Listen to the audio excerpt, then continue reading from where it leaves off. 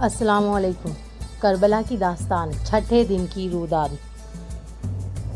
کربلا کی کہانی اسلامی تاریخ کی ایک روشن مثال ہے جہاں قربانی، صبر اور حق کا علم بلند کیا گیا۔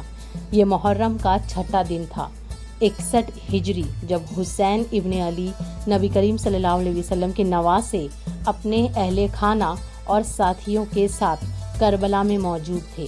ان کا مقصد ایک عظیم تھا، ظلم کے خلاف کھڑے ہونا اور امت کو حق کی راہ پر گامزن کرنا۔ یزید کی فوج عمر ابن سعد کی قیادت میں خیمے کو چاروں طرف سے گھیر چکی تھی اور پانی تک رسائی روک دی گئی تھی۔ یہ ایک مشکل وقت تھا، لیکن حسین علیہ السلام اور ان کے ساتھیوں کا ایمان متزلزل نہیں ہوا۔ حسین علیہ السلام نے نہ صرف ایک رہنما تھے بلکہ اپنے ساتھیوں کے لیے محبت اور حوصلے کا مرکز بھی تھے۔ خیمے میں بچے اور خواتین بھی موجود تھی جنہیں جنت کی خوشخبریوں سے تسلی دی گئی۔ چھٹے دن کی رات حسین علیہ السلام کے خیمے میں دعا، ذکر اور ایمان کی روشنی تھی۔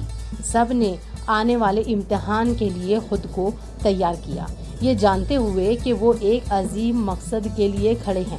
یہ داستان نہ صرف کربلا کے میدان کی ہے بلکہ حق اور انصاف کی ہمیشہ کے لیے زندہ مثال ہے۔